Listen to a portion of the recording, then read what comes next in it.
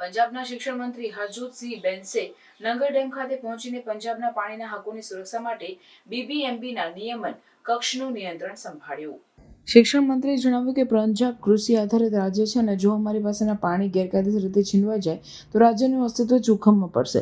તેમણે આ નિર્ણયને પંજાબના હકોની ચોરી ગણાવીને કેન્દ્ર સરકાર તથા હરિયાણા સરકાર પર પંજાબના હકો છીનવવાનો આરોપ મૂક્યો.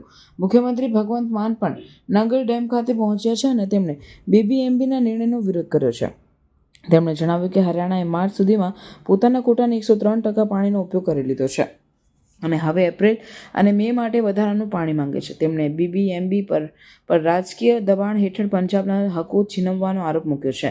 હરજોત બેન્સે નંગલ ડેમ ખાતે પહોંચીને પંજાબના પાણીના હકોની સુરક્ષા માટે બીબીએમબીના નિયમન કક્ષનું નિયંત્રણ સંભાળ્યો છે.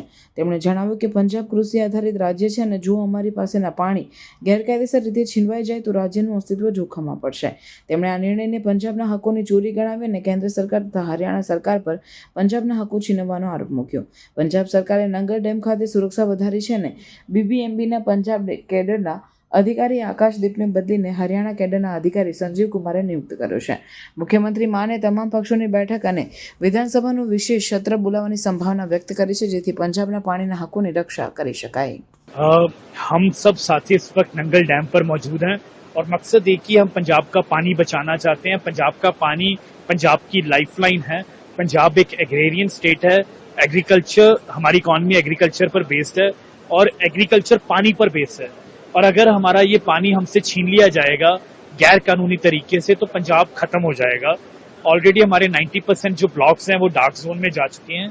पिछले 3 साल में मान साहब ने शानदार काम किया है. इरिगेशन के क्षेत्र में पाइपलाइंस के जरिए हमने अपने खेतों तक पानी पहुंचाया है. उसको खत्म करने के लिए अब ये हमसे पानी छीनना चाहते हैं. बट हमारे सारे साथी हम यहाँ बैठ गए हैं.